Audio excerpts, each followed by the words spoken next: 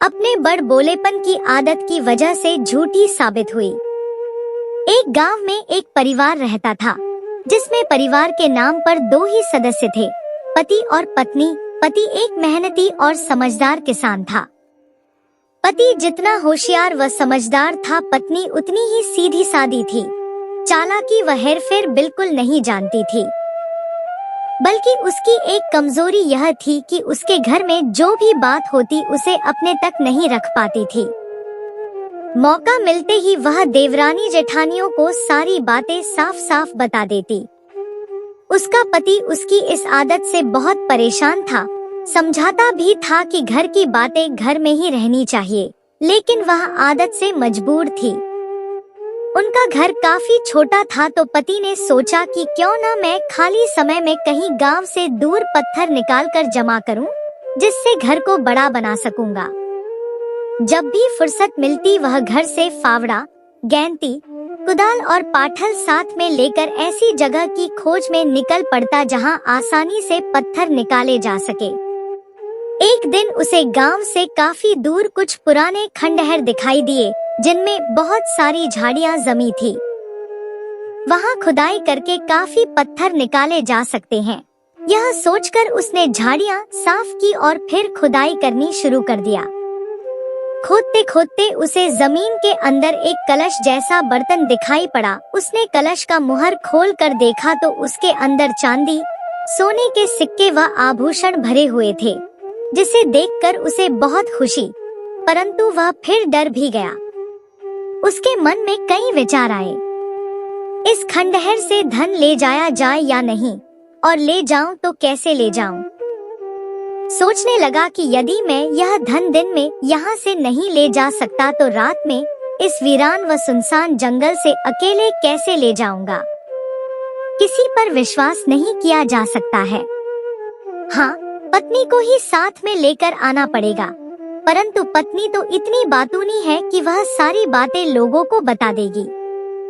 क्या करूं, क्या ना करूं की स्थिति हो गई।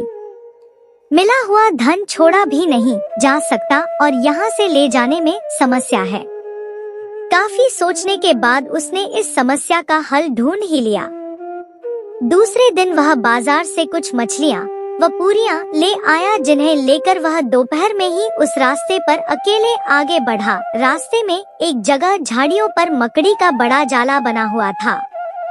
उसने बड़ी अच्छी तरकीब से जाले के इर्द गिर्द मछलियां लटका दी। कुछ आगे जाकर एक पेड़ से नीचे की ओर लटक रही टहनियों पर लाई हुई पूरियां इस सफाई से बांध दी कि लगे कि फल की जगह पेड़ पर पूरियां लगी हुई है। पूरे रास्ते में 3-4 जगहों पर उसने यह कारनामा किया। दोपहर बाद वह घर पहुंचा। उसने पत्नी से तैयार होकर मकान बनाने के लिए निकाले गए पत्थर घर लाने के लिए वहां चलने को कहा। पत्नी ने सवाल किया कि अब तो सांझ होने वाली है, कल दिन में ले आएंगे।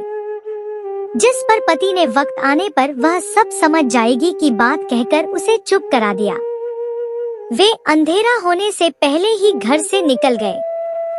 रास्ते में पति ने अपनी पत्नी को एक जगह लगे मकड़ी के जाले की तरफ देखने को कहा।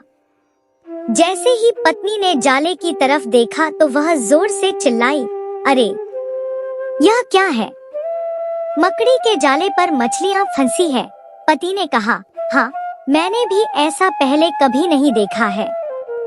कुछ आगे बढ़े तो एक पेड़ पर पूरियां लटक रही थी।